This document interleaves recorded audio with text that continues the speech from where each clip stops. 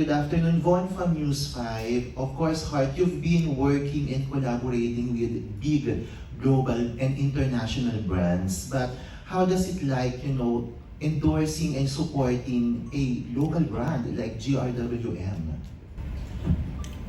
Well, unang-unang sa lahat, yung nag-isip niyan, si Miss May, Pilipino din. So lahat ng ginagawa niya, to the smallest detail, if I just were to explain, yung eyeliner nila, para gawan pa nila ng ilang na yung pinaka-strand, kung ilang strand yung ng eyeliner, pwedeng mas makapal, pwedeng mas malaki.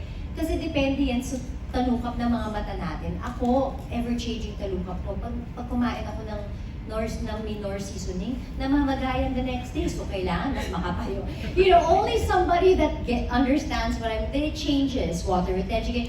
She thinks of the smallest detail according to our features, and even the shade, the tone of our eyeshadows, that you have to study it. It's scientific. You have to study what kind of green will work on yellow skin, what kind of blue will pop on this kind of skin. So lahat yan iniisip yun. So it's a no-brainer. That's why I love working with local brands. Kasi hindi mo na kailangan test ka ng test. Kasi you know that it will automatically look good on us. So nakakatuwa.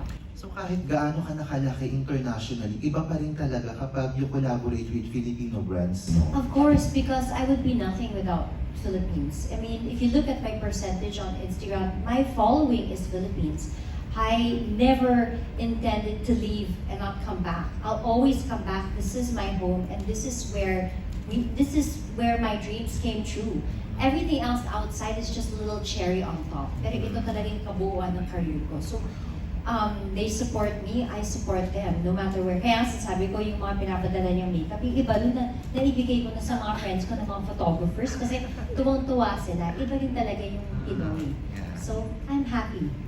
Thank you, Heart, and congratulations.